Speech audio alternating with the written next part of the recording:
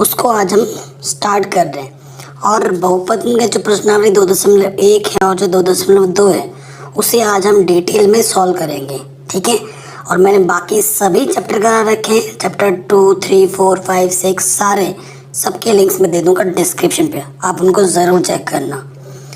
तो देखो बहुपद ये आप पहली बार नहीं पढ़ रहे हैं, ये बहुपद के बारे में आप कक्षा 9 में भी पढ़ चुके हैं, ठीक है। अगर आपको बहुपद के बारे में ज़्यादा जानकारी नहीं है तो कोई दिक्कत नहीं, मैं इस वीडियो में थोड़ा इंट्रोडक्शन दे दूंगा।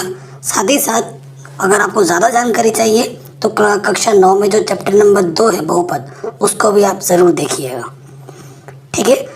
एक से ज़्यादा पद, ठीक है। बहुपद का मतलब क्या होता है? एक से ज़्यादा पद, एक से ज़्यादा पद, सीधा। अब इसके डिटेल में हम आ रहे हैं, ठीक है। बहुपद का मतलब होता है एक से ज़्यादा पद, ठीक। अब बहुपद के बारे में अगर आपको जानना है तो आपको दो चीज़ों के बारे में जानना पहले बहुत ज़रूरी है। एक है चर और एक है अचर। पहले चर अचर के बारे में जानते हैं, उसके बाद हम बाकी चीज़ों के बारे में जानेंगे, ठीक है। अगर चर की बात करें, जैसे हम लिखते हैं ना x, y, z, t, ये इस तरीके के जो नंबर होते हैं u, v, ये सब हमारे क्या होते हैं? चर।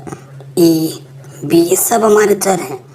अचर क्या होता है? जैसे कि मैंने ये लिख दिया 2 - 3, 1/2, √3, 1000, ये जो जितने भी नंबर्स होते हैं ना वो हमारे क्या होते हैं? अचर, ठीक है। सो सबसे पहली चीज़ बहुपद को जानने के लिए हमें इन दो चीज़ों के बारे में जानना बहुत ज़रूरी है कि भाई चर क्या होता है, अचर क्या होता है, ठीक है। तो ये चर हुआ, ये अचर हुआ। आपको पता चल गया चर अचर क्या होता है। अब आते हैं बहुपद जानने के लिए सबसे मेन चीज़, पहली चीज़ हमारे पास आती है वो होती है बीजीय व्यंजक। क्या होता है बीजीय व्यंजक? देखो डायरेक्ट प्रश्नावली पे नहीं आ रहे हैं, अगर चीज़ों को आप सीखोगे नहीं तो चीज़ों का रट के क्या फ़ायदा। गणित का अगर आप रटने लग गए तो बाकी सब्जेक्ट में और गणित में क्या फ़र्क होगा। चीज़ों को हमें समझना है, रटना नहीं है, क्वेश्चन को रटना नहीं है।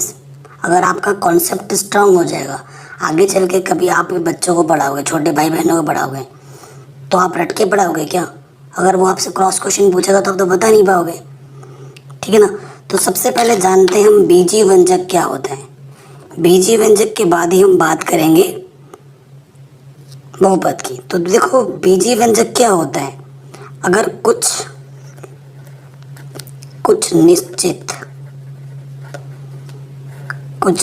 हम चर लें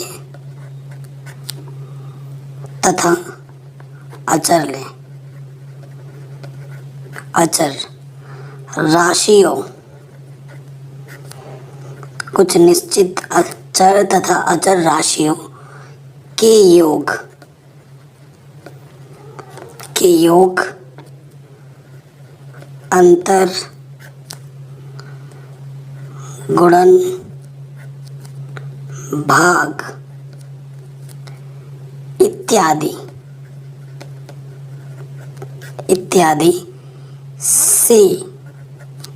के संयोग से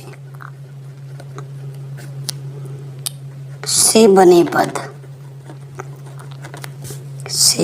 पद को बीजीय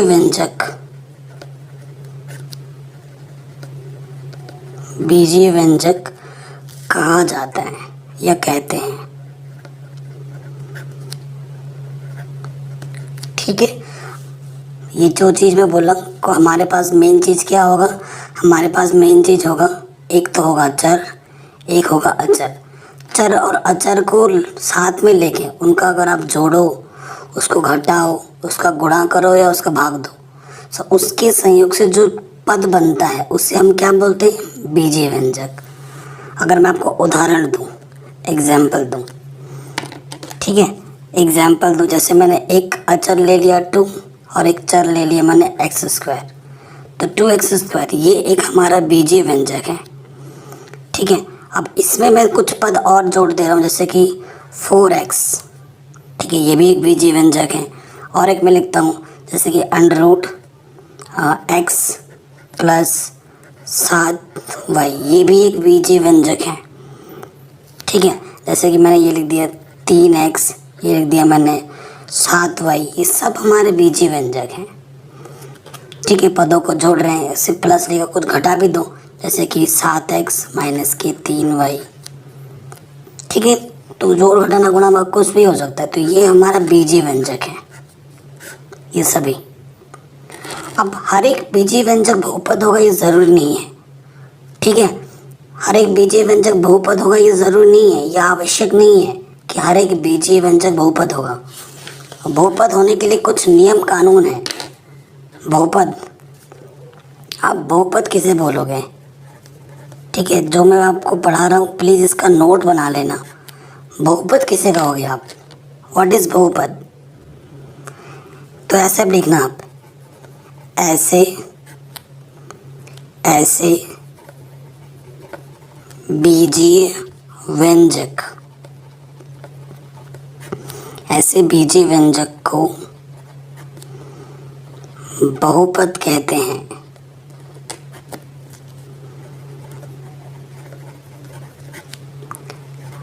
जिसमें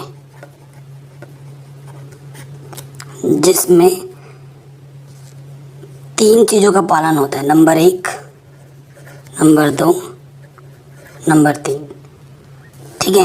पहली चीज़ क्या है, आप बोलोगे सर पहली चीज़ क्या है? तो जो चर राशि होती है, चर राशि वही जो x y z होता है ना, चर राशि का जो घातांक होगा, मतलब जो पावर में लिखा जाएगा ऊपर, एक धनात्मक पूर्णांक होना चाहिए। पूर्णांक के बारे में जानते हैं ना, तो पूर्णांक अगर बात इसने की है धनात्मक पूर्णांक, यानी कि प्राकृतिक संख्या होनी चाहिए, धनात्मक पूर्णांक हो। पहली कंडीशन तो है कि जो भी आप चर लेंगे उसकी जो घात में होगी वो धनात्मक में होनी चाहिए, ठीक है। और पदों की संख्या निश्चित हो, ये निश्चित का मतलब है 5, 100 को जो भी आप गिन सकते हैं, जो आप मुंह से बोल सकते हैं। अगर बहुपद को डॉट डॉट करके छोड़ा जाता है तो वो बहुपद नहीं होगा। पदों की संख्या उसमें निश्चित होनी चाहिए, पदों की संख्या निश्चित हो, ये दूसरा कंडीशन है कि पदों की संख्या निश्चित होनी चाहिए। और तीसरा पद क्या है, प्रत्येक पद में चर राशि का गुणांक एक वास्तविक संख्या हो। आप वास्तविक संख्या अभी चैप्टर नंबर 1 में पढ़ के आए हैं डिटेल में, ठीक है। आप वैसे जो आप पढ़ रहे हैं ना कक्षा 10 में, वो सभी के सभी वास्तविक संख्या के बारे में ही पढ़ रहे हैं। अभी आपको काल्पनिक संख्याओं के बारे में कोई भी ज्ञान नहीं है, तो ये ज़्यादा मैटर नहीं करेगा आपके लिए अभी फ़िलहाल के लिए। अगर मैं आपके लिए काल्पनिक संख्या बोलूँ, जैसे कि मैं लिख दूँ ये -2 में, तो ये काल्पनिक संख्या है, ठीक है। इसका हल संभव नहीं है, लेकिन कक्षा 11 में इसका हल संभव है गणित में, ठीक है। काल्पनिक संख्या है, तो अगर ऐसा कुछ गुणांक में आता है तो नहीं काउंट होगा, उसे हम नहीं ले सकते। अब बहुपद के कुछ उदाहरण, स्क्वायर -kx + 7, ठीक है। और फिर यहाँ पर मैंने लिख दिया √3x² + 7x -k/x। ये 4 मैंने उदाहरण लिए, ठीक है। तो इनमें से 2 बहुपद है और 2 बहुपद नहीं है, तो मैं यहाँ पर स्क्वायर लेता हूँ। चलो देखो, सबसे मेन चीज़ बताता हूँ, x, ये जो हमारे x जो होते हैं उसे हम क्या बोलते हैं, चर की घात क्या होनी चाहिए, धनात्मक पूर्णांक, यानी कि सारे मान प्लस के होने चाहिए, हैं प्लस के, जी बिल्कुल प्लस के हैं। उसके बाद पदों की संख्या निश्चित होनी चाहिए, 1, 2, 3 पद आप गिन पा रहे हो। उसके बाद प्रत्येक पद में जो चर राशि का गुणांक है एक्स स्क्वायर गुणांक यहाँ पर 1 है, यहाँ पर 2 है और यहाँ पर 7 है। एक वास्तविक संख्या होनी चाहिए जो कि बिल्कुल है। तो ये जो है तीनों कंडीशन को फुलफिल कर रहा है, तो ये बहुपद होगा। इसमें आ जाओ, एक शॉर्ट ट्रिक बता रहा हूँ। कभी भी x बट्टे में जब लिखा जाएगा ना, या x की घात में 3/2 ऐसा कुछ लिखा जाएगा ना, या x की घात में -1 ऐसा कुछ लिखा जाएगा, तो वो बहुपद नहीं होगा। क्यों? क्योंकि घात में क्या चाहिए? धनात्मक पूर्णांक, यानी कि प्राकृतिक संख्या चाहिए। ठीक है, बट्टे बट्टे में नहीं आना चाहिए, ना ही धनात्मक घात आना चाहिए, ऋणात्मक नहीं। ठीक है, तो अगर बट्टे में 3/2 हो, बट्टे में हो या माइनस में हो, तो वो बहुपद नहीं होता है। 1/x से हम बट्टे में आ गया तो ये बहुपद नहीं होगा। x की घात 2 है, x की घात प्लस में 1 है, तो ये बहुपद है। ये देखो बट्टे में आ गया x², ये बहुपद नहीं होगा। तो बहुपद के बारे में समझ में आ गया, कौन सा बहुपद होगा, बहुपद नहीं होगा। अब बहुपद के प्रकार के बारे में जानते हैं। नेक्स्ट टॉपिक हम क्या पढ़ेंगे? बहुपद के प्रकार। ये सब है आपके पास, ये सब जानकारी बहुत ज़रूरी है। ठीक है, बहुपद के वैसे प्रकार तो अनेक होते हैं, लेकिन कुछ मैं बता देता हूँ। जैसे कि मैंने यहाँ लिख दिया एकपदी, फिर मैं लिख देता हूँ द्विपदी, फिर लिखता हूँ त्रिपदी। मतलब नाम से ही स्पष्ट हो जा रहा होगा आई थिंक। एक पदी का मतलब जिसमें एक ही पद हो, जैसे कि x² x या फिर 7x या फिर -3y, ऐसे एक पद, एक ही पद है। जब तक धन प्लस ना हो, माइनस ना हो, तो उसे एक ही पद बोला जाएगा। तो ये सभी कॉमा लगा के लिखा है मैंने, ये सभी हमारे एक पद के हैं। द्विपद की बात करूँ तो जैसे कि मैंने लिखा x² प्लस का x, कॉमा दूसरा मैंने लिख दिया -3x² प्लस के x या फिर 3x प्लस 7। ये सब द्विपदी हैं क्योंकि दो पद हैं, 1 2 1 2 1 2। त्रिपद में ऐसे 3 हो जाएंगे, जैसे कि x³ ठीक है, x³ प्लस x प्लस 7, तो ये त्रिपदी हो गया। ठीक है, तो एक पदी, द्विपदी, त्रिपदी में समझ में आया अंतर क्या होता है? ओके, ये भी हो गया हमारे पास। अब एक आता है नया नाम, शून्य बहुपद। इन सब की अगर आपको जानकारी हो जाएगी ना, क्योंकि आपकी एग्ज़ाम में मल्टीपल चॉइस क्वेश्चन आता है, MCQs आता है ना, ऑब्जेक्टिव। अगर आप ये सब स्किप कर दोगे ना, तो ऑब्जेक्टिव क्वेश्चन वही बच्चा कर पाता है जिसका कॉन्सेप्ट मजबूत है। ये सब छोड़ दोगे तो कॉन्सेप्ट मजबूत नहीं रहेगा, तो MCQ आपके सारे गलत हो जाएंगे। ठीक है, तो अगर शून्य बहुपद क्या होता है? अब आप बोलोगे अरे भाई जिसमें शून्य बहुपद क्या हो गया, ये क्या भला है? तो शून्य बहुपद में क्या होता है? जो चर होगा, चर की घात शून्य हो। जब चर की घात शून्य होती है तो उसे हम क्या बोलते हैं? शून्य बहुपद। और इसका उदाहरण मैं अगर बोलूं तो कोई भी अगर संख्या है, हर एक संख्या जो होती है, हर एक संख्या, ये जो संख्या है, संख्या, तो ये सभी क्या है? शून्य घात की है, क्योंकि इसमें कोई भी चर नहीं है। क्योंकि किसी भी चर की घात शून्य कर दोगे तो उसका मान 1 होता है। जैसे मैं इसको लिख सकता हूँ -7 गुणा x की घात 0। इसका सीधा सीधा मतलब है 7 गुणा 1 यानी कि -7, है ना। तो x की घात क्या है? 0 है, तभी जाके इसको क्या बोलते हैं? शून्य घात। प्रकार के बारे में भी हमने जान लिया है। अब हम आते हैं बहुपद की शून्यक। बहुपद की शून्यक के बारे में जानते हैं। शून्यक बोलते हैं इसे, मूल भी बोलते हैं, जो आपको अच्छा लगे। ठीक है, बहुपद के शून्यक के बारे में पढ़ेंगे। जैसे मैंने अगर आपसे पूछा जाए कि आपके पास एक बहुपद है पी एक्स बराबर एक्स प्लस 5, तो जितनी घात होगी उतनी ही शून्यक होते हैं। तो x की घात कितनी है 1, तो इसका शून्यक कितना होगा, 1 ही शून्यक होगा। और वो क्या होगा, कभी भी शून्यक निकालना हो, शून्यक के लिए अगर आपको शून्यक निकालना है ना, तो जो भी बहुपद है उसको 0 के बराबर रख दो। तो प्लस के 5 उस तरफ आके क्या हो जाएगा, माइनस के 5।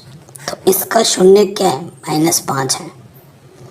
शून्यक का मतलब ये होता है जो भी हमारे पास बहुपद है, x का मान कितना है, -5। अगर आप x की जगह पे वो मान रख देते हो और उसको सरल करते हो और हल करने पे आपको क्या मिलेगा, 0, तभी इसे क्या बोला जाता है, शून्यक। तो ठीक है, तो x की जितनी घात होगी उतनी ही शून्यक हो गए आपके। बहुपद की जितनी घात होती है उसके उतने ही शून्यक होते हैं। ठीक है, अगर कोई मान आपको दे रखा है, अगर आपसे पूछा जाए क्या इसका शून्यक है या नहीं है, तो आपको क्या करना है, अगर वो मान आप उस बहुपद में रखते हो और हल करने पर अगर शून्य देते हैं तब तो वो उसका शून्यक है। जैसे इस क्वेश्चन में x की जगह पर मैंने 5 रखा है और हल करने पर 0 मिला है, तो x बराबर -5 इस बहुपद का एक शून्यक है। अगर मैं x की जगह कुछ और रखता, जैसे कि अगर मैं 2 रख देता, तो 2 + 5 7 होता है, जो कि 0 नहीं आता, शून्य नहीं आता, तो x बराबर 2 इसका शून्यक नहीं होता। ठीक है, तो इतनी चीज़ काम की चीज़ थी, हमारे लिए बहुत ज़रूरी थी, हमने समझ लिया, हर एक चीज़ को पढ़ लिया। ठीक है, अब हम आते हैं एक, इन चीज़ों के बारे में पढ़ लो कि रैखिक बहुपद क्या होता है ना। यहाँ पर आपका आ रहा है ना रैखिक बहुपद, रैखिक बहुपद, फिर यहाँ पर है द्विघात बहुपद, त्रिघात बहुपद। तो इसको भी ज़रा देख लीजिए। रैखिक बहुपद का मतलब होता है x की अधिकतम घात कितनी होगी, 1 होगी। द्विघात बहुपद का मतलब होता है x की अधिकतम घात कितनी होगी, 2 होगी। और त्रिघात बहुपद का मतलब होता है x की अधिकतम घात कितनी होगी, 3 होगी। तो देखो रैखिक बहुपद, x की अधिकतम घात कितनी है, 1 1, मतलब जो भी आपका चर होगा ना, यहाँ पर x था, यहाँ y है, तो y की अधिकतम घात 1, x की अधिकतम घात 1, z की अधिकतम घात 1, u की अधिकतम घात 1। तो ये सब हमारे रैखिक बहुपद है। अब यहाँ देखो द्विघात बहुपद में y की अधिकतम घात 2, x की अधिकतम घात 2, है ना। इधर आ जाओ, u की अधिकतम घात 2, यहाँ v की अधिकतम घात 2। तो ये सभी हमारे क्या हैं, द्विघात बहुपद हैं। इसी तरीके से त्रिघात बहुपद में आ जाएंगे, x की अधिकतम घात कितनी होगी, जो भी हमारा चर होगा उसकी अधिकतम घात कितनी होगी, 3। जैसे यहाँ देखो 3, यहाँ 3, यहाँ 3, यहाँ 3, अधिकतम घात देखनी है हमें, उससे छोटा भी हो सकता है। जैसे कि देखो यहाँ पर अधिकतम 3 है, उसके छोटा x² भी है, तो हमें वरीयता सबसे बड़े वाले को दिया जाता है ना। तो रैखिक बहुपद है जिसकी अधिकतम घात 1 हो, द्विघात बहुपद जिसकी अधिकतम घात 2 हो, और त्रिघात बहुपद जिसकी अधिकतम घात 3 हो। और शून्य बहुपद तो मैं पहले ही आपको बता चुका हूँ। अब प्रश्नावली 2.1 में आते हैं, जो कि बहुत ही सरल है, बहुत ही आसान है। ठीक है, 2.1 को बताने से पहले मैं आपको बताना चाहता हूँ कुछ चीज़ें, है ना। आपको पता है यहाँ पर हमारा क्या होता है, केंद्र होता है, इसे हम O से प्रदर्शित करते हैं 0 0। इसे हम क्या बोलते हैं, इसे हम बोलते हैं केंद्र, केंद्र बोलते हैं। और ये जो है हमारा, ये हमारा फर्श है और ये हमारा दीवार है, एकदम सीधा खड़ा होता है और इनके बीच में 90 अंश का कोण बनता है, हर में लंबवत होता है ये। इधर x का मान प्लस में होता है, इधर x का मान माइनस में होता है, इधर y का मान प्लस में होता है, इधर y का मान माइनस में होता है, डैश कर दिया। तो अगर यहाँ 1 है, यहाँ 2 है, 3, इधर होगा माइनस के 1, -2, -3, इधर 1, 2, इधर -1, -2। ठीक है, ये चीज़ हमें पता है। अब देखो, अब क्या है कि अगर आपको ग्राफ पेपर दिया गया है, ये आपको ग्राफ पेपर दिया गया है और आपसे बोला जाए ग्राफ पेपर को देखते हुए आपको बताना है कि कितने शून्यक हैं, तो आपको हमेशा याद रखना है एक्स अक्ष में जितने कट बिंदु मिलेंगे, आम भाषा में बोल रहा हूँ, जितने कट बिंदु मिलेंगे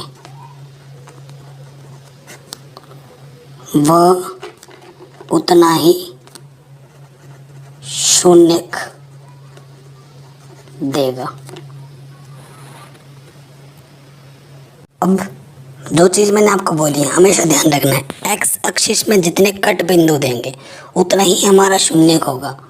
अगर एक्स एक्सिस में कोई कट बिंदु नहीं आ रहा तो उतने शून्यक हमारे नहीं होंगे। अब गौर से देखिएगा पहले चित्र को, ये हमारा एक्स एक्सिस है, एक्स एक्स है, तो यहाँ पर कोई कट बिंदु मिल रहा है, तो कोई कटान बिंदु मिला है, यहाँ पर नहीं मिला। वाई एक्सिस पे मिल रहा है, लेकिन वाई से मेरे को कोई लेना देना नहीं है, मेरे को लेना देना बस एक्स से है। तो एक्स में कोई भी कटान बिंदु नहीं है, तो इसमें कितने शून्यक हैं? 0।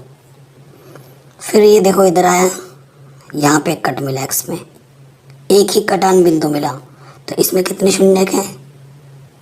1। अब इधर आ जाओ, इस पे कितने कट बिंदु मिले एक्सिस पे? 1, 2, 3। ठीक है, तो 3 शून्यक है। यहाँ जाओ इस चित्र में, ये एक्स, इसमें कितने कट मिले देखो, 1, 2 शून्यक हैं। इसमें आ जाओ, 1, 2, 3, 4, तो इसमें 4 शून्यक हैं। इसमें आ जाओ, 1, यहाँ 2, यहाँ 3, तो इसमें कितने शून्यक है? 3। ठीक है, तो ग्राफ पेपर देख के भी हमने शून्यक का ज्ञात आराम से कर ली, कोई भी परेशानी नहीं हुई हमें। तो इस तरह के प्रश्न आपसे पूछे जा सकते हैं एग्ज़ाम में। ठीक है, सो जो 2.1 प्रश्नावली है उसे हमने बड़ी आसानी के साथ कर लिए हैं। ठीक है, कोई भी दिक्कत हमें नहीं हुई है। 2.1 ख़त्म। अब आते हैं हम 2.2 में। अब हम 2.2 प्रश्नावली को करेंगे, लेकिन 2.2 प्रश्नावली को करने से पहले ठीक है कुछ चीज़ें आपको बतानी ज़रूरी हैं, उसके बिना काम नहीं बनेगा। बहुत ही सरल सा प्रश्नावली है 2.2। देखिए कैसे होगा। ये हमें द्विघात समीकरण के बारे में जानना पड़ेगा। द्विघात बहुपद या द्विघात समीकरण।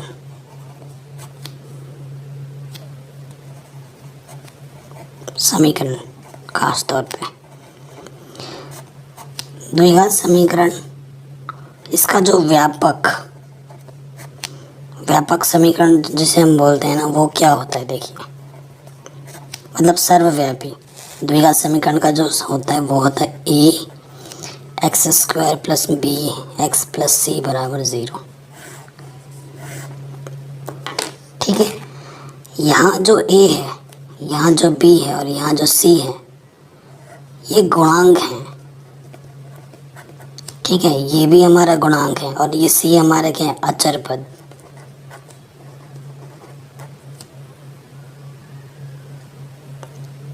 तो देखो, ये द्विघात समीकरण या द्विघात बहुपद तभी संभव है जब यहाँ स्पेशल कंडीशन है, जब a का मान क्या ना हो?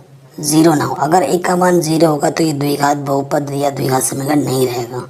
समीकरण इसलिए क्योंकि इस एक बराबर करके 0 लगाया है।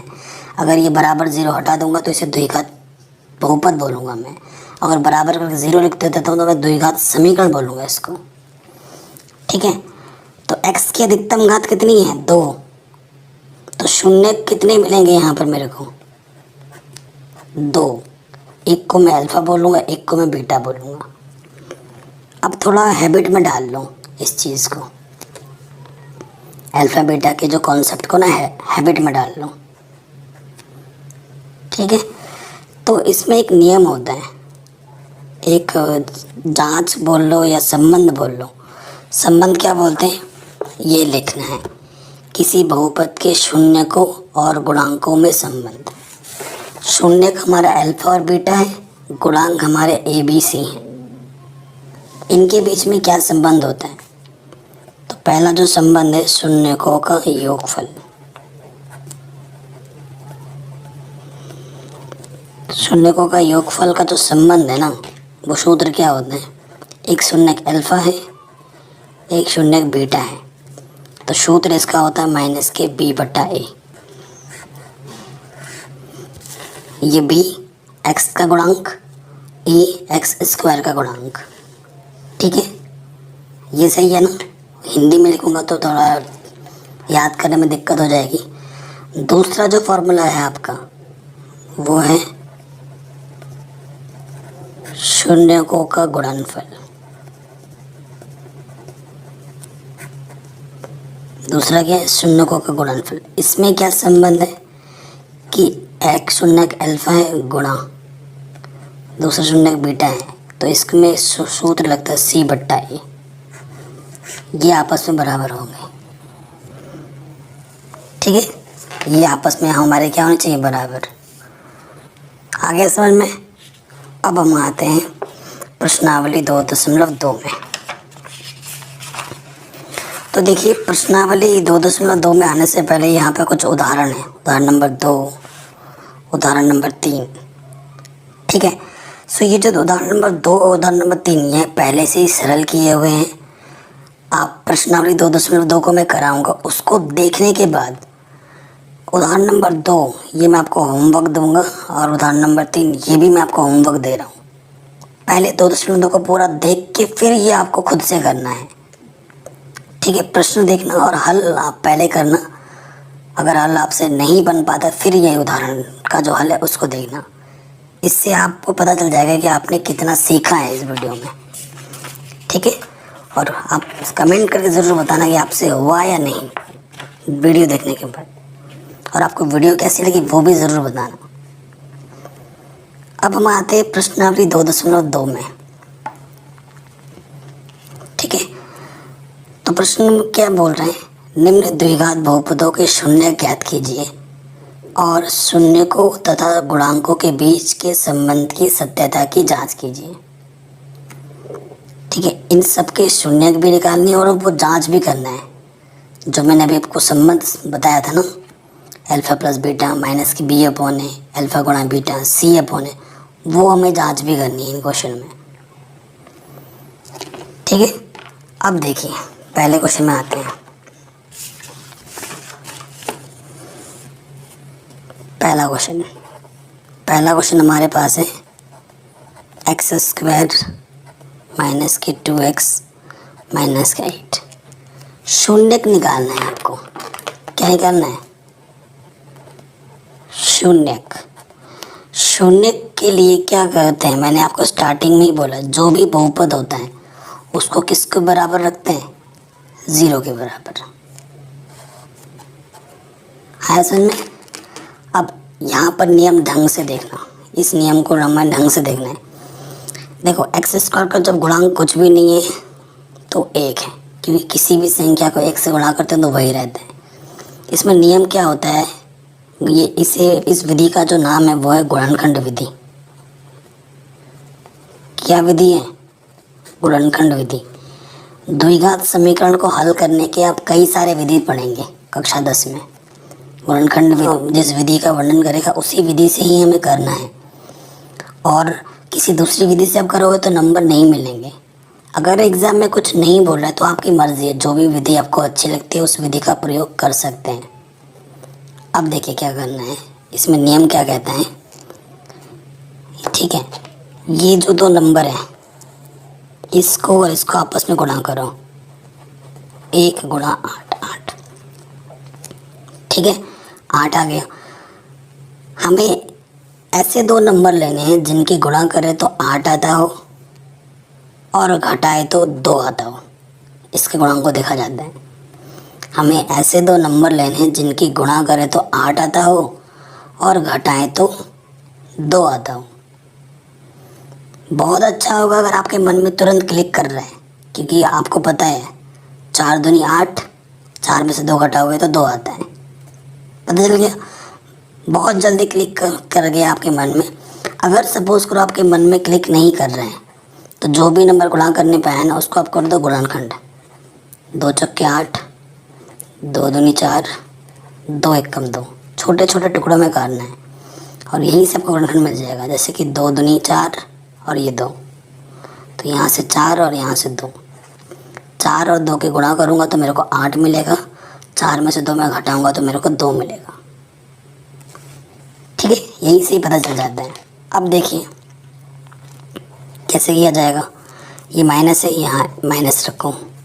जब भी माइनस वाला हो तो ब्रैकेट लगा दो पहले ही, हमें रिस्क नहीं लेना है, क्योंकि 1 प्लस माइनस आपका पूरा सवाल बिगाड़ देगा। तो क्या आया था 4 और 2, तो 4x घटाना है तो घटाने का चिन्ह, फिर ये 2x, ठीक है। बाहर से क्या है माइनस के 8, इधर 0, कोई दिक्कत नहीं। एक्स स्क्वायर माइनस के 4x अंदर गुणा करेंगे ना, माइनस माइनस प्लस।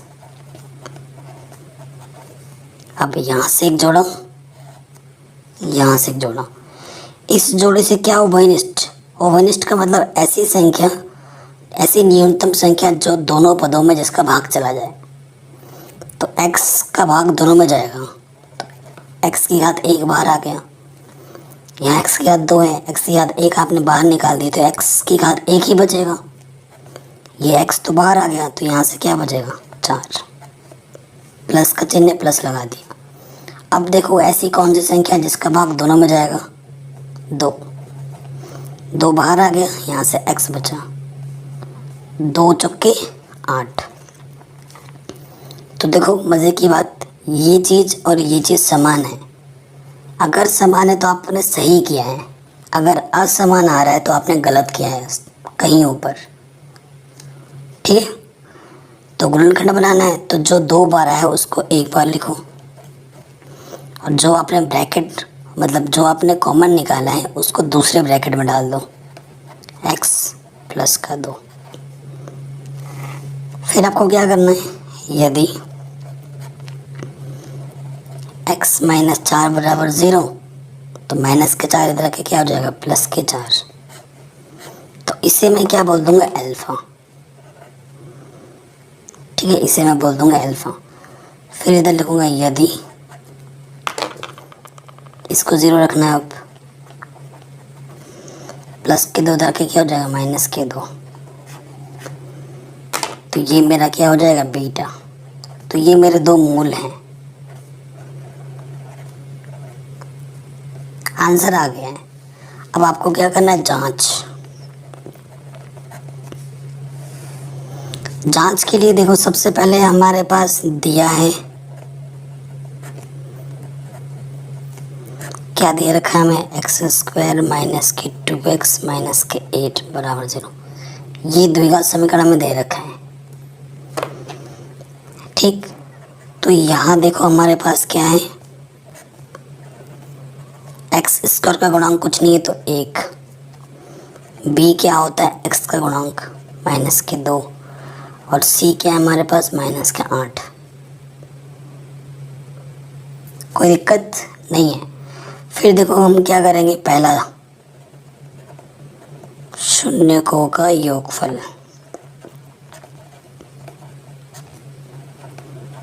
जांच में सूत्र क्या होता है, अल्फ़ा प्लस बीटा बराबर माइनस के b बट्टा है। जैसे मुझे याद हो गया है वैसे आपको भी याद हो जाना चाहिए।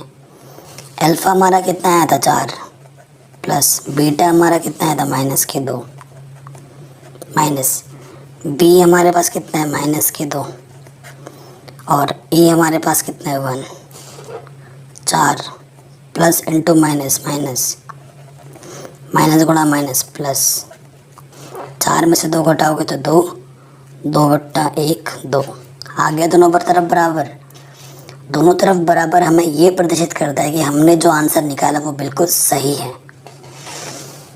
फिर हम निकालेंगे दूसरा,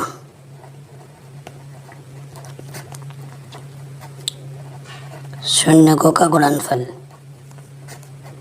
ठीक है, शून्य का गुणनफल क्या होता है? अल्फा गुणे बीटा C/A। तो अल्फा हमारा कितना है 4, बीटा हमारा है -2, C हमारा है -8 और A हमारा है 1। 4 दूनी -8। और किसी भी संख्या को 1 से भाग देते तो ऊपर जो होता है वही आ जाता है। फिर से आगे बराबर, ये प्रदर्शित करता है कि हमारा उत्तर सही है। अगर बाय द वे समझ में नहीं आए तो इस वीडियो को दोबारा एक बार देख लेना, ठीक है, और नोट्स बनाते हुए चलना, तभी ज़्यादा बेटर होगा। तो पहला क्वेश्चन हमारा आराम से बन गया। अब आ जाओ, सेम उसी टाइप का क्वेश्चन है, लेकिन इसमें क्या किया गया है, x की जगह h लिख दे, y लिख दे, u लिख दे, t लिख दे, इससे कोई फ़र्क नहीं पड़ता। हमारा क्वेश्चन करने का तरीका बिल्कुल वैसा ही रहेगा। ठीक है, अब हम आते हैं सेकंड नंबर पर। क्या है ये?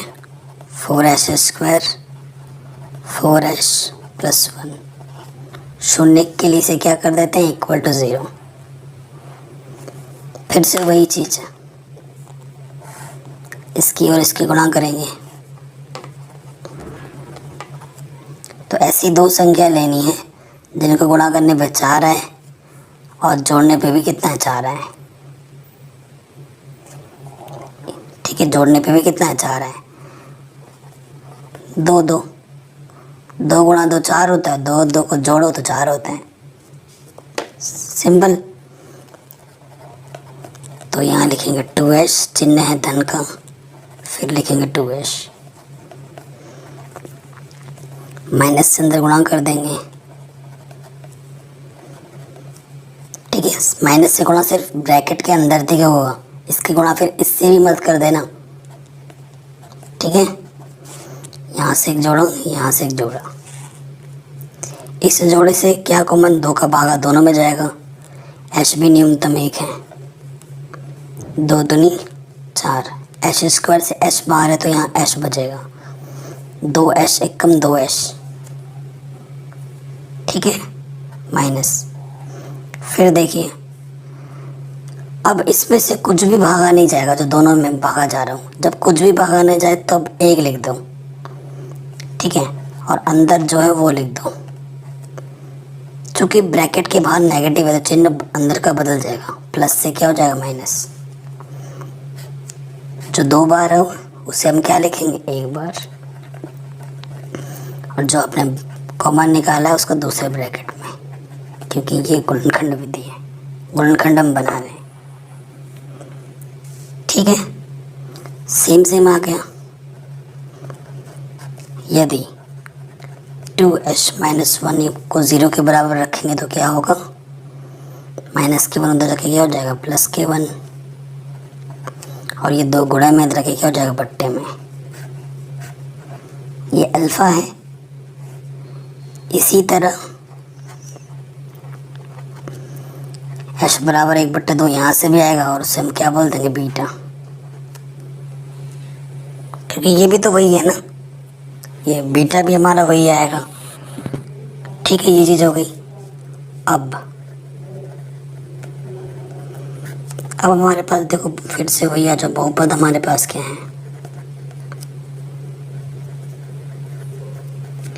यहाँ पे देखो a हमारे पास कितना था 4, b हमारे पास -4, c हमारे पास 1 था। सबसे पहली चीज़ हम निकालेंगे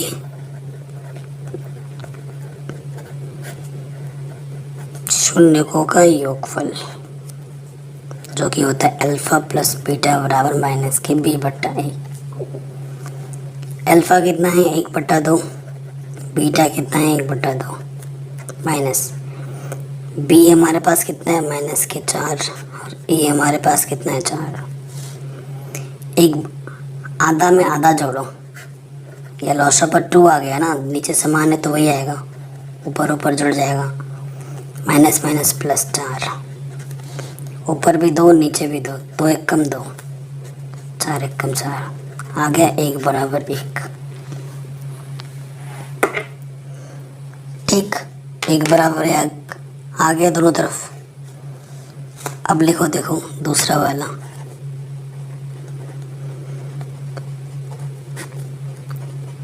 शून्यकों का गुणनफल,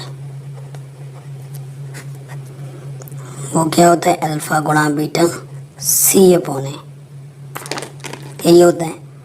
तो अल्फा कितना है हमारे पास 1/2, बीटा भी हमारे पास 1/2, C हमारे पास 1 है और A हमारे पास 4 है, 1 कम 1, 2 दूनी 4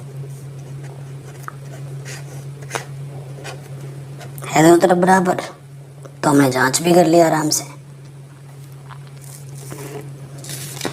ठीक है, आराम से बन गया, कोई दिक्कत नहीं। चलिए नेक्स्ट क्वेश्चन पे आते हैं, थर्ड पार्ट में। यह 6x² -3 -7x, तो ये व्यवस्थित नहीं है, क्योंकि जो व्यवस्थित करने का तरीका है, सबसे बड़ी घात, उसके बाद छोटी घात, उसके बाद अचर पद आता है। तो आप क्या लिखेंगे, व्यवस्थित x² -7x -3, शून्य निकालना है तो 0 रख दिया। नियम पता है हमें, इसकी गुणा इसके साथ, है ना, ऐसी 2 संख्याएं हमें लेनी है, 6 गुणा 3 यानी कि 18। ऐसी 2 संख्याएं लो जिनको आप गुणा करें तो 18 है और घटाने पे 7 आए, 9 दूनी 18, 9 में से 2 घटाओगे तो 7 आएगा, ठीक है। तो 9x माइनस के 2x और बाहर है -3, -9 से अंदर गुणा कर दो तो ये -9x माइनस माइनस प्लस के 2x, यहाँ से एक जोड़ा, यहाँ से एक जोड़ा, इस जोड़े से क्या भागा जाएगा, दोनों में 3 का, और क्या x दोनों में कॉमन है, 3 दूनी 6, x² से x बाहर है तो एक ही x बचेगा, 3 तिया 9, x बाहर आ गया तो 3 ही बचेगा। अब यहाँ से कोई संख्या ऐसी नहीं है जो दिन में दोनों का भागा चला जाए, जब कुछ भी नहीं होता है तो एक कॉमन निकाल लेते हैं, समान है यानी कि सही किया है। अब गुणनखंड बनाओ, जो 2 बार है उसको एक बार लिखते हैं और जो आपने उभयनिष्ठ निकाला है उसको दूसरे में, यहाँ, ठीक है। फिर से वही, यदि 2x -3 बराबर 0, तो ये -3 इस तरफ आके क्या हो जाएगा +3, तो ये 2 गुणा में रखे क्या हो जाएगा बट्टे में, इसे हम बोल देंगे अल्फा। अब इसको 0 रखोगे, प्लस का 1 इधर आके माइनस का 1, और ये गुणे में इधर आके क्या हो जाएगा बट्टे में, ये बीटा हो गया हमारे पास। अब हमें जांच करनी है, तो देखो यहाँ ए के स्थान पर क्या है 6, ए के स्थान पर 6 है, बी के स्थान पर -7 और सी के स्थान पर -3, ए के स्थान पर 6, बी के स्थान पर -7 और सी के स्थान पर -3। तो सबसे पहले हम निकाल रहे हैं शून्यकों का योगफल।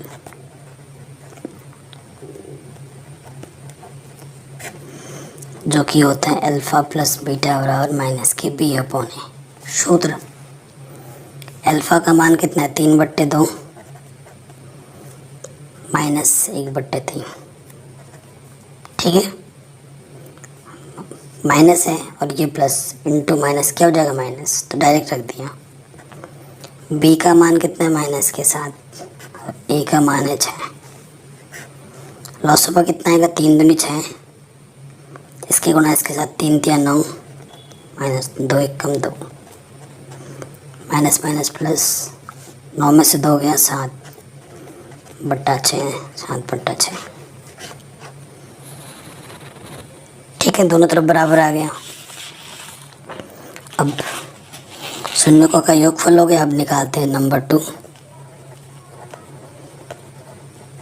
शून्यकों का गुणनफल, जो कि होता है अल्फ़ा गुणा बीटा बराबर सी अपॉन ए। तो अल्फ़ा हमारे पास कितना है 3/2 गुणा बीटा हमारे पास कितना माइनस के 1/3। सी हमारे पास क्वेश्चन में माइनस के 3 और ए हमारे पास है 6। 3 से 3 कटा, 3 कम 3 3 दूनी 6। यहाँ से भी बचा माइनस के 1/2, यहाँ से भी माइनस के 1/2। तो दोनों तरफ बराबर आ गए, कोई दिक्कत नहीं है, आराम से बन गया। ठीक है, अब आ जाते हैं नेक्स्ट क्वेश्चन में, चौथे में। देखिए ये है चौथा क्वेश्चन। ठीक, तो वो क्या है 4u² प्लस 8u। शून्य निकालना है तो 0 रखेंगे। अब इस क्वेश्चन में देखो एक परिवर्तन है, इसमें सी अचर पद नहीं है, और जब अचर पद नहीं है तो वो जो ऊपर वाले जो विधि मैंने आपको सिखाए है तीनों क्वेश्चन में, ये यहाँ नहीं रख सकता। ठीक है, और जब भी एक पद मिस होता है ना, सवाल और आसान हो जाता है। तो हम यहाँ से उभयनिष्ठ निकालेंगे। तो क्या कॉमन है दोनों में, 4 तो दोनों में भागा जाएगा, और u भी कम से कम, तो 4u उभयनिष्ठ है। 4 बाहर आ गया, u² से u बाहर है तो यहाँ u बचेगा। 4 दूनी 8, u से u बाहर है, तो ये बन गए 2 गुणनखंड। यदि 4u बराबर 0, 4 गुणे महेंद्रा के भट्टे में आ जाएगा, तो u का मान क्या होगा 0। ये हमारा अल्फ़ा है। दूसरा, यदि u + 2 बराबर 0, तो प्लस का 2 इधर के हो जाएगा माइनस के 2, तो ये हमारा बीटा है। चूँकि देखो a हमारे पास कितना था 4, b हमारे पास कितना था 8, और c हमारे पास था ही नहीं, तो क्या लिखेंगे 0। ठीक, अब हम पहला का निकालेंगे शून्यकों का योगफल।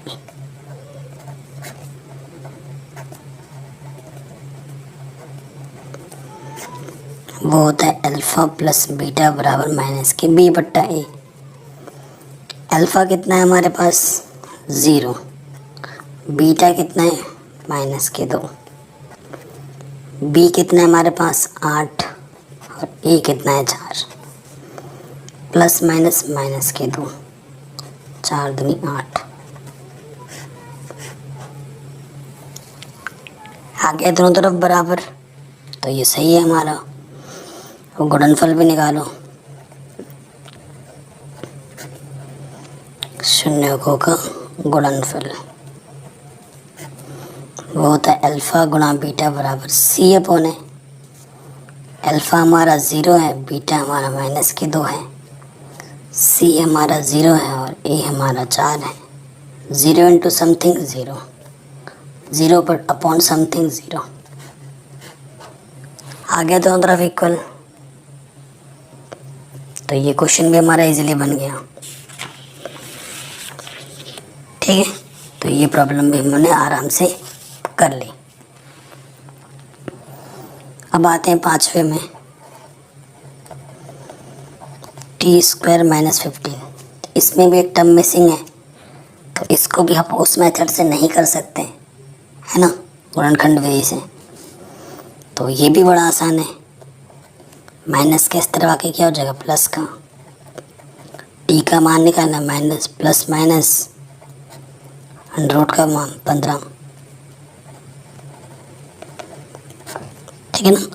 अर्थात एक टी का मान एक बार प्लस में लोगे तो प्लस के अंडर रूट 15 आएगा, इसे हम अल्फ़ा बोलेंगे, और एक बार माइनस में लोगे तो माइनस के अंडर रूट 15 आएगा, इसे हम बीटा बोलेंगे, ठीक है। यहाँ टी स्क्वायर का गुणांक कुछ क्या है, 1। टी के गुणांक को हम बी बोलेंगे, टी तो है ही नहीं, तो बी हमारा 0 है, और अचर पद हमारा कितना है, माइनस के 15। अब शून्यकों का योगफल,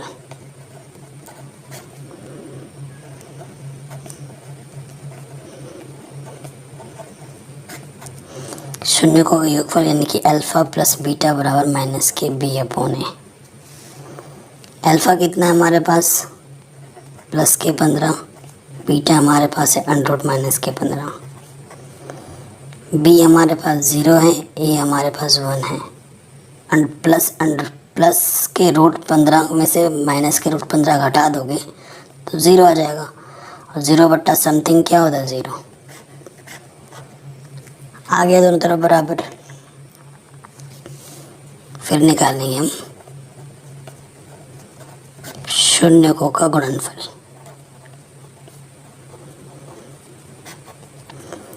तो शून्यकों का गुणनफल क्या होता है, अल्फ़ा गुणा बीटा यानी कि सी अपॉन ए। तो अल्फ़ा कितना है हमारे पास, प्लस के अंडर रूट 15, और बीटा कितना है, माइनस के अंडर रूट 15। सी हमारे पास माइनस के 15 है, और ए हमारे पास 1 है। अंडर रूट 15 गुणा अंडर रूट 15 सिर्फ 15, माइनस के 15 बट्टे 15, क्योंकि 2 बार अंडर रूट होने पर हट जाता है गुणनफल में, ठीक है। तो ये क्वेश्चन भी हमारा आराम से बन गया। ऐसे ही छठे पार्ट पे आ जाते हैं। यहाँ क्या लिखा है, 3x square minus x minus 4, ठीक है। इसको करते हैं हम।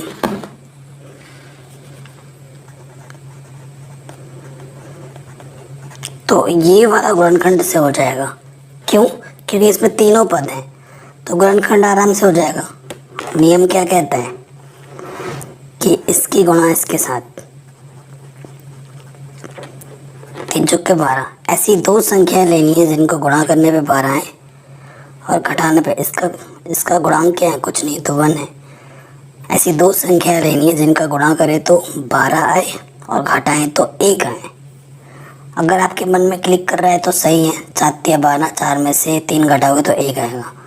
अगर नहीं कर रहा है तो आप ऐसे कट गुणनखंड करो, 2 छंग 12, 2 तिया 6, 3 एकम 3, 2 दूनी 4 और 3, 4 में से 3 घटाऊंगा तो 1 आ जाएगा। ऐसे आपको सोचना पड़ेगा, ठीक। तो देखिए बड़ी संख्या क्या आई थी, 4, एक्स घटाना है, यहाँ पर कितना घटाना है, 3, माइनस के 4। तो माइनस जब भी होता है तो माइनस से अंदर गुणा करते हैं, माइनस माइनस प्लस के 3x, बाहर है माइनस के 4, यहाँ से एक जोड़ा, यहाँ से एक जोड़ा, इस जोड़े से क्या हो, बनिष्ठ है, केवल x, 3 बचेगा यहाँ, एक्स स्क्वायर से x बाहर आ चुका है तो सिर्फ x बचेगा, x बाहर है यहाँ से, फिर 4 बचेगा। इस जोड़े में कुछ भी कॉमन नहीं है, ऐसी कोई संख्या नहीं है जिसमें दोनों का भाग चला जाए, तो कुछ भी जब कॉमन नहीं होता तो 1 लिखते हैं। और यहाँ पे जो आया है यहाँ पे भी तो वही आएगा ना, ठीक है। अब जो 2 बार आया होता है गुणनखंड बनाने के लिए उसको 1 ही बार लिखा जाता है, और जो आपने कॉमन निकाला है उसको दूसरे ब्रैकेट में x और ये प्लस का 1।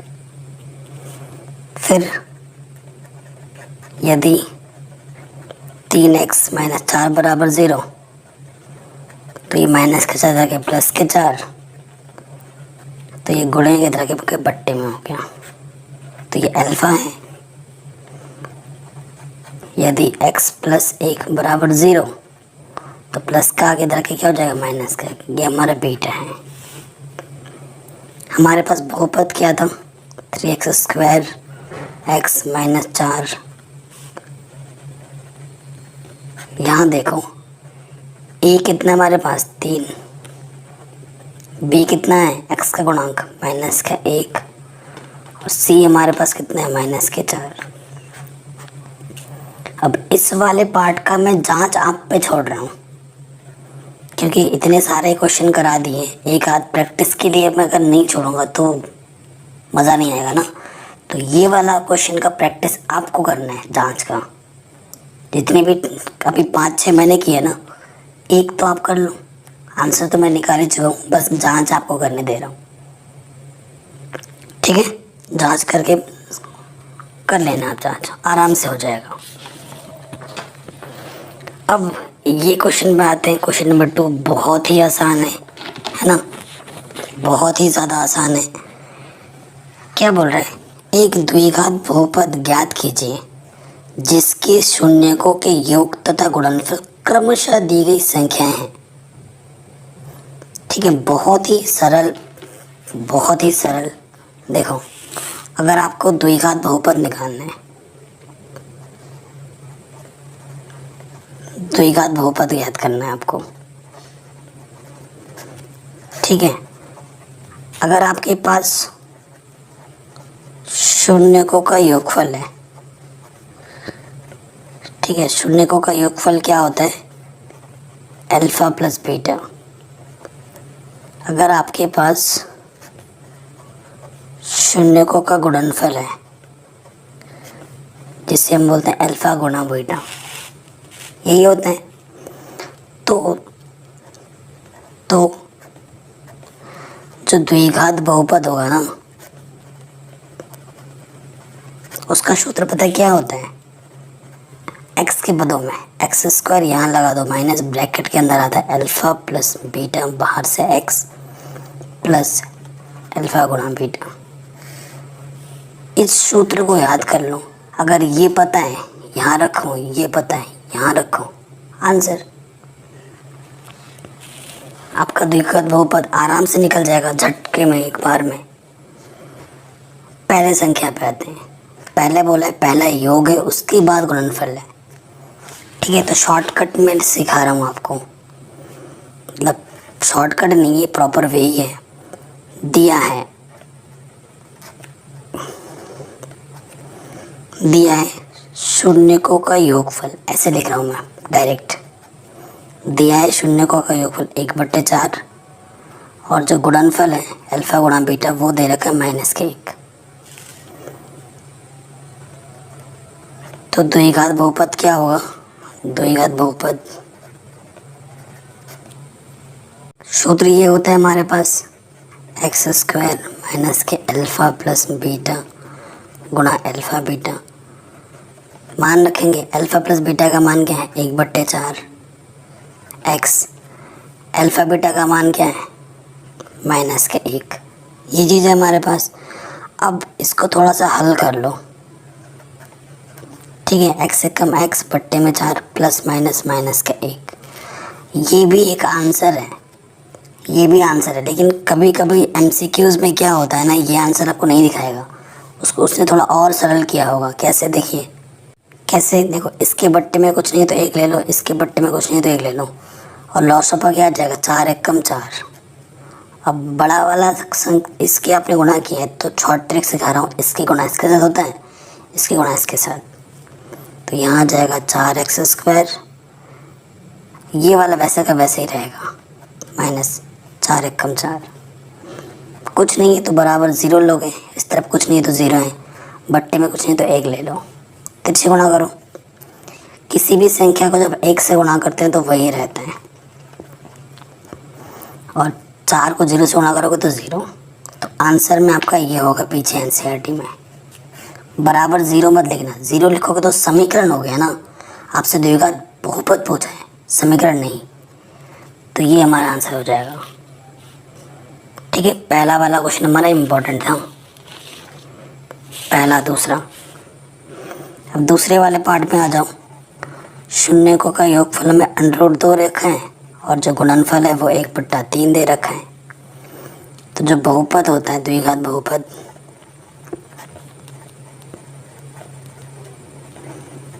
सूत्र क्या होता है? x² माइनस के alpha plus beta x, alpha गुणा बीटा, मान रख देंगे।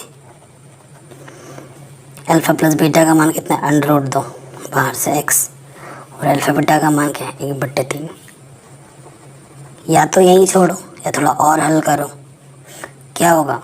इसके बट्टे में कुछ नहीं है, इसके बट्टे में कुछ नहीं है। 3 एकम 3, 3 एकम 3, 3 के गुणा दोनों में हो जाएगा। 3x² माइनस के 3√2x, इन दोनों में कर दी क्योंकि लॉस ऑफ हमारा 3 ही है, तो ऊपर 1 है तो 1 ही आ जाएगा। भिन्नों का जुड़घटन अगर आता होगा तो ये तो बहुत ही आसान है ना, 0/1। तो फिर से वही, किसी भी संख्या को 0 से गुणा करोगे तो 0, और किसी भी संख्या को 1 से गुणा करें तो वही आ जाता है। 3 0 0, तो यहीं पर छोड़ दो बहुपद। या यहाँ पे छोड़ना है या यहाँ पे छोड़ना है, आपकी मर्जी है। ठीक है, थर्ड पार्ट में आ जाओ। तो अल्फा प्लस बीटा हमारा 0 दे रखा है और अल्फा गुणा बीटा हमारा √5 दे रखा है। ठीक, तो देखिए द्विघात बहुपद सूत्र डायरेक्ट लगा रहा हूँ। क्या होता है? x² माइनस की ये चीज़, अल्फा प्लस बीटा क्या है? 0 गुणा x, और अल्फा बीटा क्या है? √5।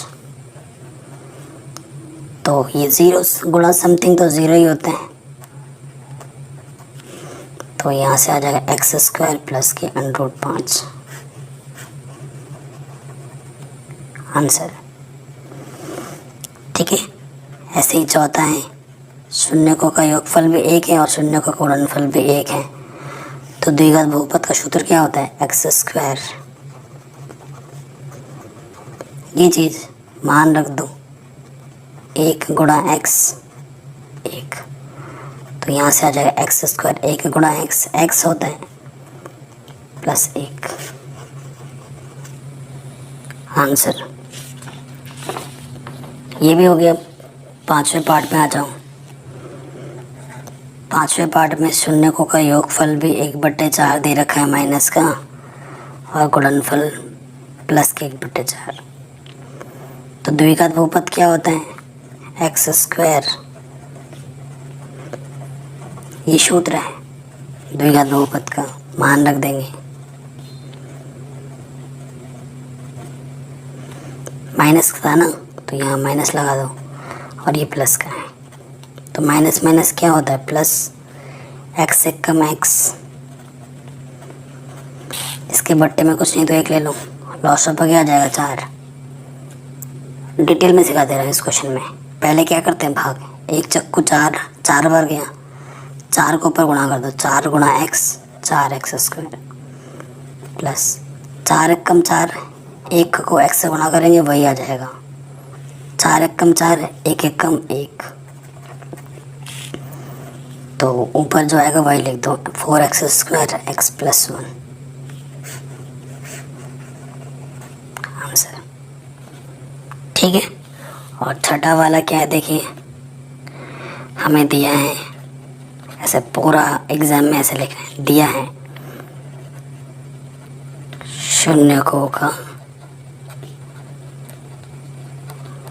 योगफल, यानी कि अल्फा प्लस बीटा कितना दे रखा है? 4। फिर लिखेंगे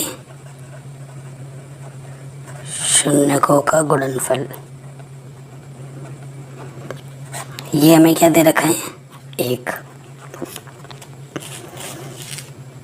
लिखोगे आप, हम जानते हैं